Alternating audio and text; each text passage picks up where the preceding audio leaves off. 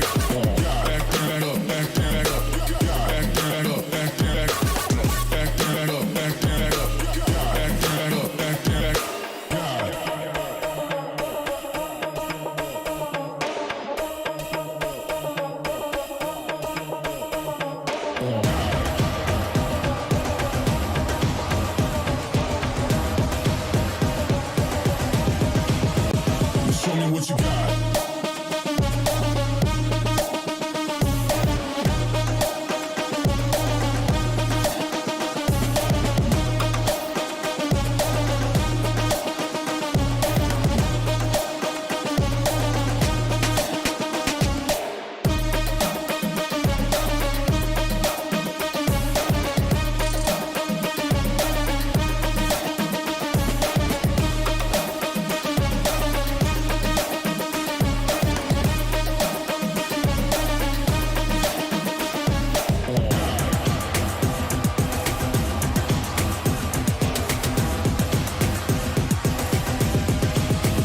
Show me what you got. Down, up, back, up, God, down, up, back, God, down, up, back, up, God, down, up, back, God, down, up, back, up, God, down, up, back, God, down, up, back, God. Ain't no reason to back down, so step it up. God, down, up, back, up, God, down, up, back, God, down, up, back, up, God, down, up, back, God, down, up, back,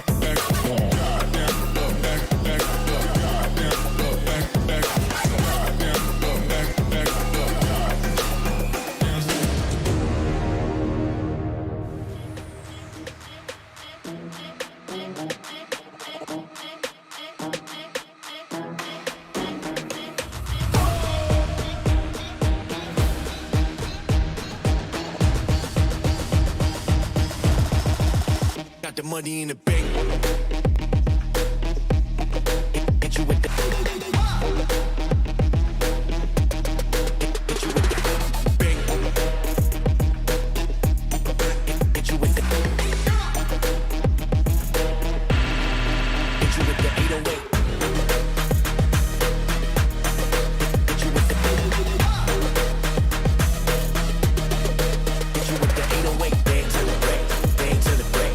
Bang to the break. Bang, bang, bang, bang, bang. I'm a boss and you know that I'm finna shine.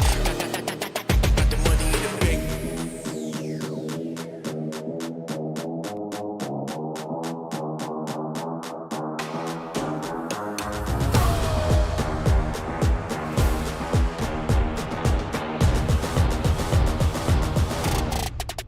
Got the money in the bank.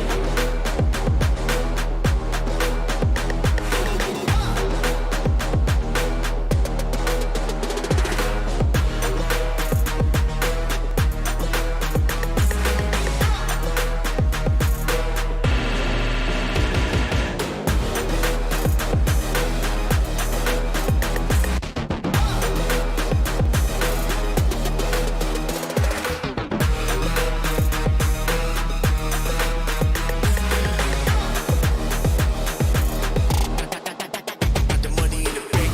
Bank, bank, bank, bank, bank, bank, bank, bank, bank, bank.